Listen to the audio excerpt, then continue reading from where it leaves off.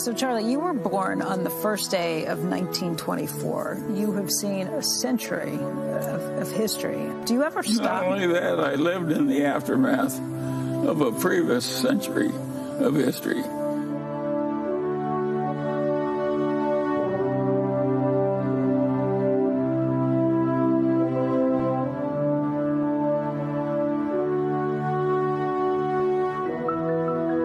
You could argue that about 90% of the progress of man has happened in civilization has occurred in the last 2 centuries. There was no car. There was no broadcasting. It was a very different world. We figured out so very, very much that was quite important as a start. And of course, that's what brought the economic system up, so man had enough leisure, had enough time to think. That's pretty much all of modern biology, modern medicine, and modern industrial civilization.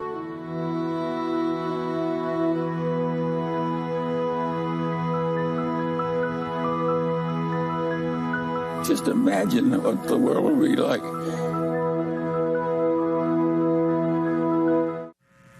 It's extraordinary how resistant some people are to learning anything. Competency is a relative concept, and what a lot of us need, including the one speaking, is what I needed to get ahead was to compete against idiots. And luckily, there's a large supply. And everybody wants fiscal virtue, but not quite yet. They're like that guy who felt that way about sex. He was willing to give it up, but not quite yet.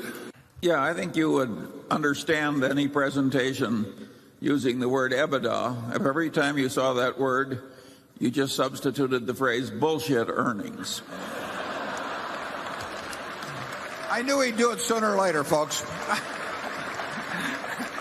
I like cryptocurrencies a lot less than you do. And so, to me, it's just dementia. And I think the people who are professional traders that go into trading cryptocurrencies, it's just disgusting. It's like somebody else is trading turds and you decide I can't be left out.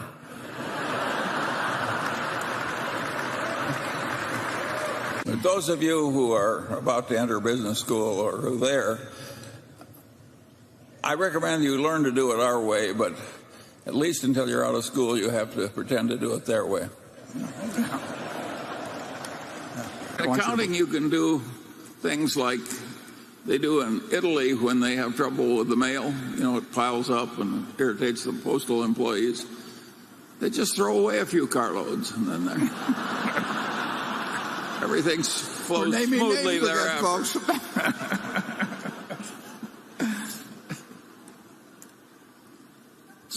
That happened in some unnamed international country. Yeah, Italy.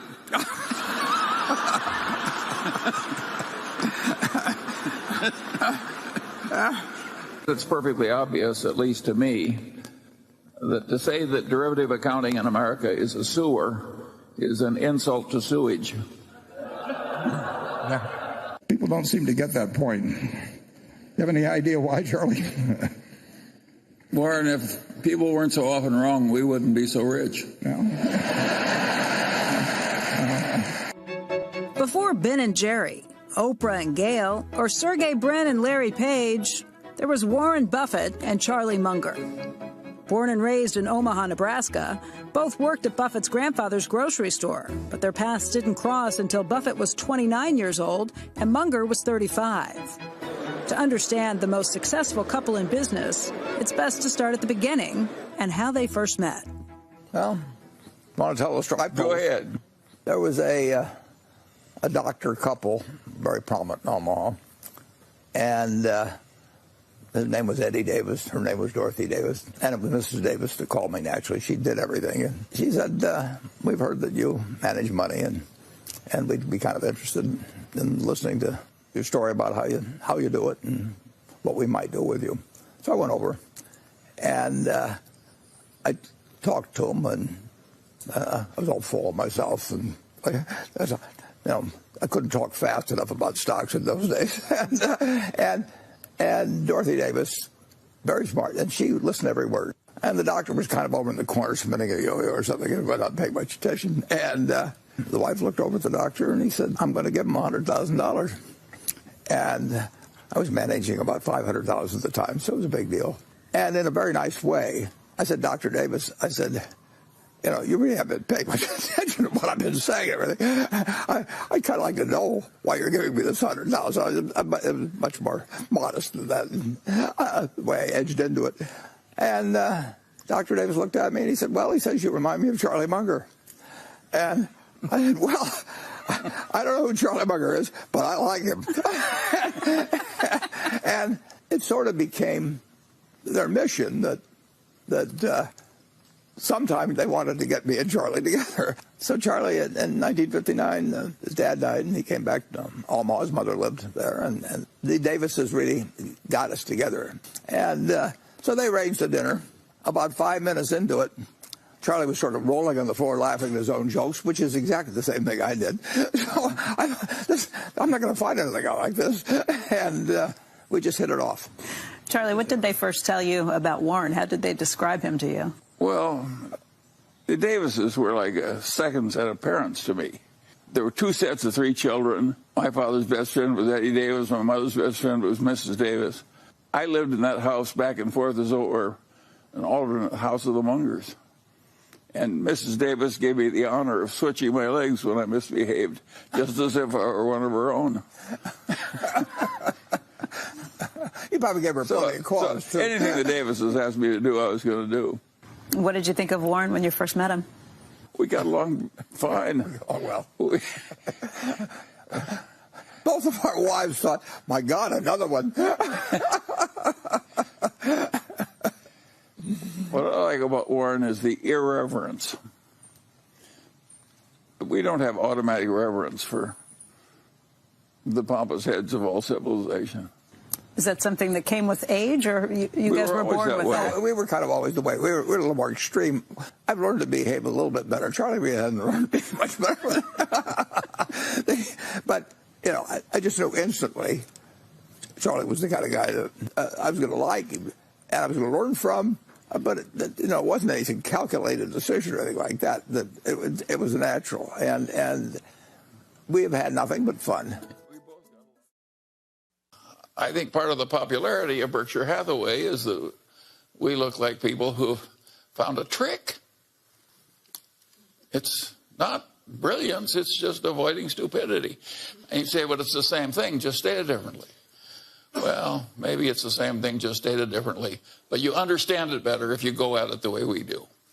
It's to identify the main stupidities that do bright people in, and then organize your patterns of thinking and development so you don't stumble into those stupidities. Berkshire Hathaway is constantly kissing off ideas, and even about 2 seconds flat. We know we've got opportunity X, which is better than the new opportunity. Why do we want to space 2 seconds thinking about X? Many of you come from places that don't do that. You've got to have one horse, one rabbit, one something or other, and that rabbit is going to be thinking about something which would be ruled out immediately by an opportunity cost available generally to the place. But it's in a different department, and you have to be diversified, and so on and so on. So it's easy to drift into this idea that opportunities don't matter, and you've got some different way of doing things that are better. It isn't better. The right way to make decisions in practical life is based on your opportunity costs. When you get married, you have to choose the best you can find that'll have you. And the rest of life is the same damn way. And you have to figure these things out if you want good results in life. And if you don't, well, you have to pretend that you can get good results in life. And if you have enough sales ability, maybe you can get by with it. Sure, there are a lot of things in life way more important than wealth. All that said, some people do get confused. I play golf with a man. He says, "What good is health? You can't buy money with it."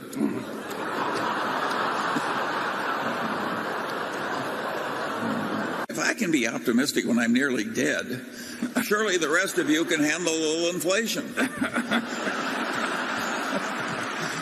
If you mix the mathematics of the chain letter or the Ponzi scheme with some legitimate development like the development of the internet, you are mixing something which is wretched and irrational and has bad consequences with something that has very good consequences.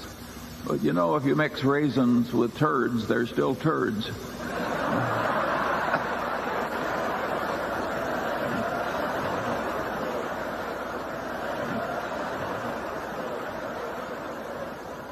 That's why they have me write the annual report.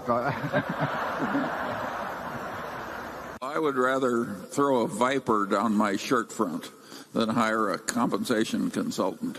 A director getting $150,000 a year from a company who needs it is not an independent director. Being put on the comp committee of American corporations, as I've said, they're looking for chihuahuas and not Great Danes or Dobermans Yeah.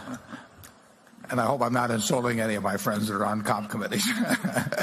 You're insulting the dogs. It's not that great a business as a business, casualty insurance. It's a tough game. There are temptations to be stupid in it. It's like banking. Once I asked the man who just left a large investment bank, and I said, "How does your firm make its money?" He said, "Off the top, off the bottom, off both sides, and in the middle."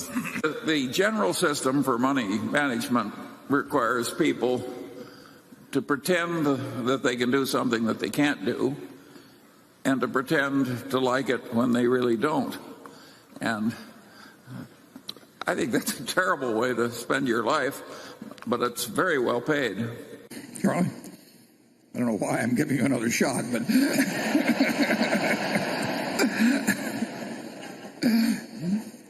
I think I've offended enough people. right. There's 2 or 3 in the balcony.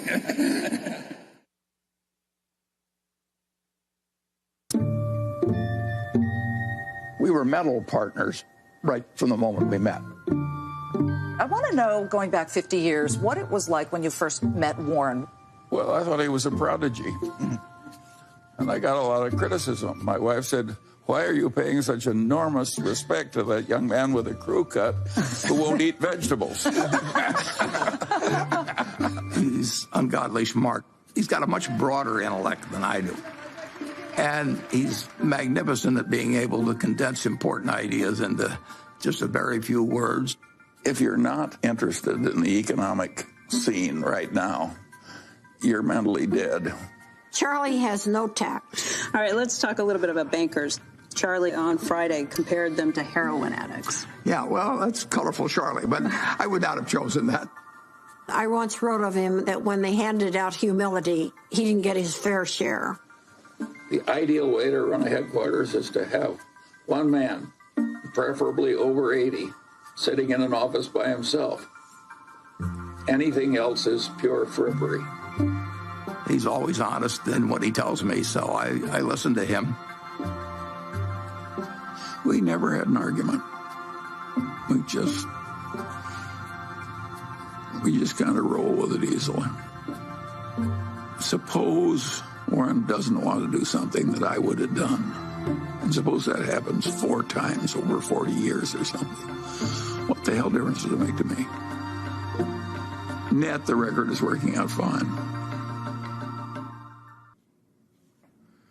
Warren, your obsession with Hollywood is starting to worry me. Well, Mr. B, I look forward to serving as your number 2. Well, actually, I already have a number 2. Meet Charlie, my Dwight. You don't look so tough. Well, actually, there are 18 ways I could kill you right now. I'm in. I'll raise. I fold. Where's Warren?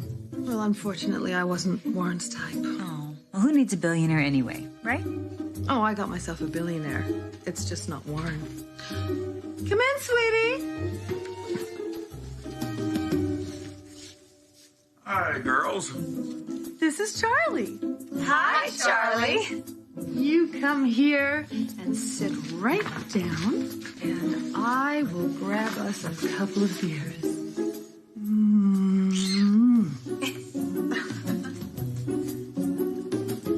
Deal me in. Is this really Jamie Lee Curtis? Is this really Mr. Munger, excuse me. Please call me Jamie as long as I can call you Charlie. Hi, Charlie. I'm Susan Lucci. Oh, haven't you heard about the deal between Warren and me? He's going to be a big star and all my children, and I'm going to be taking over Berkshire Hathaway. Well, you've certainly got some important qualities that Warren lacks. Well, thank you, Charlie. There's some changes I really think we need to make around here. The first thing we need to look at is our dividend policy. I have never heard of anything so cheap and so unfair to our wonderful shareholders. We need to change it. Sounds good to me. Charlie, have you seen the new trailer for Iron Man 3? It's really amazing. Iron who? Charlie will get on his knees for you. I can check, please. Yeah. Do we have a deal? Okay, yes. Oh, thank you.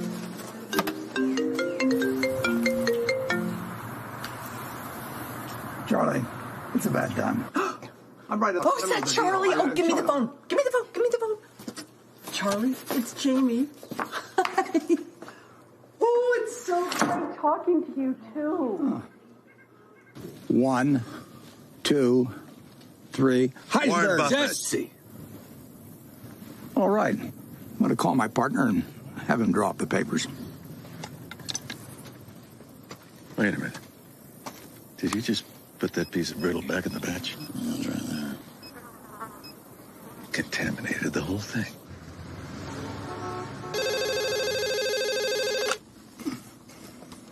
Charlie? It's done. Slick, yo.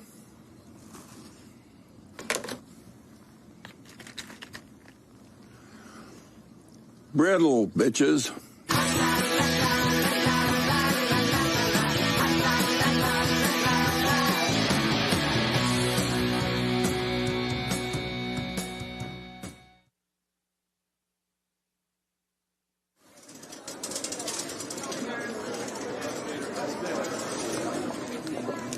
Well, a Berkshire Hathaway shareholders meeting is partly a fun festival. It's sort of a Mardi Gras for people that come every year.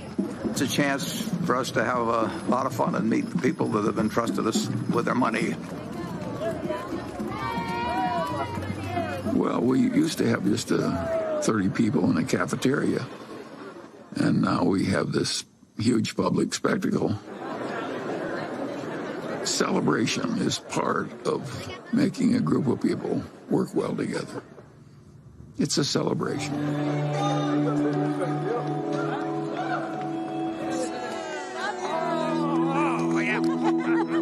I think investors who own Berkshire Hathaway, they see themselves as a part of a community. There are more long-term holders of Berkshire than any company. People consider it a religion. They don't buy it with the idea they're going to sell it next week. I think most of them buy it with the intent of holding it for their lifetime, just like they buy a farm or buy an apartment house. At Berkshire, everybody gets the same information from the comprehensive annual report. We don't meet with the analysts. I'm not interested in what an analyst thinks about Berkshire. I'm interested in what the owners of Berkshire think about Berkshire. He came out of a private partnership where people he knew were trusting him. And he had his relatives in the partnership, and they were not rich. And as it got bigger, started treating everybody else the way he treated his relatives. In terms of our feeling toward the people who are shareholders, we regard them as our partners. They're not some faceless group of people. And that's why at the annual meeting, I love seeing 40,000 of them. It gives real meaning to what we're doing every day.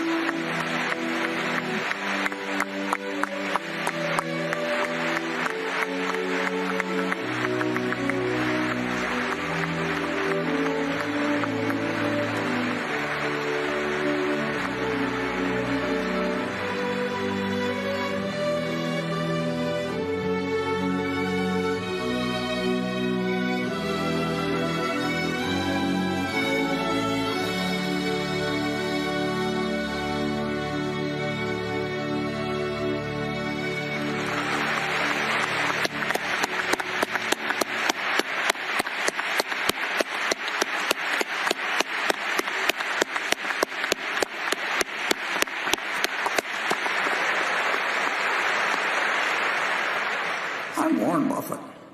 And that's me with Charlie in an unscripted and spontaneous photos taken in Savannah, Georgia, early in 1982. Our wives could tell us apart, as long as we wore name tags. When Charlie and I first met in 1959, it was as if twins who had been separated at birth were reunited. But there were a few important differences between Charlie and me that many people missed. Let me elaborate. For one thing, I was only interested in whether things worked. Charlie wanted to know how things worked. I would turn on a switch, and if the TV or light bulb went on, I could not care less about what had caused that miracle. Charlie, however, would want to understand every aspect of how the generator worked, how electricity traveled to his home, the merits of AC versus DC, whatever. You could say that Charlie understood electricity better than Thomas Edison ever did. Like his hero, Ben Franklin, Charlie wanted to understand everything, and he pretty well succeeded. Additionally, Charlie liked to design things. When we met in 1959, he was designing and building the house in which he lived throughout his life. He once wanted to design a home for me in Santa Barbara on a piece of property Berkshire inherited. Fat chance. In 1958, I bought the house I now live in, but I would have been happy with any of 100 or more houses as long as it was in the general neighborhood of where I was then renting.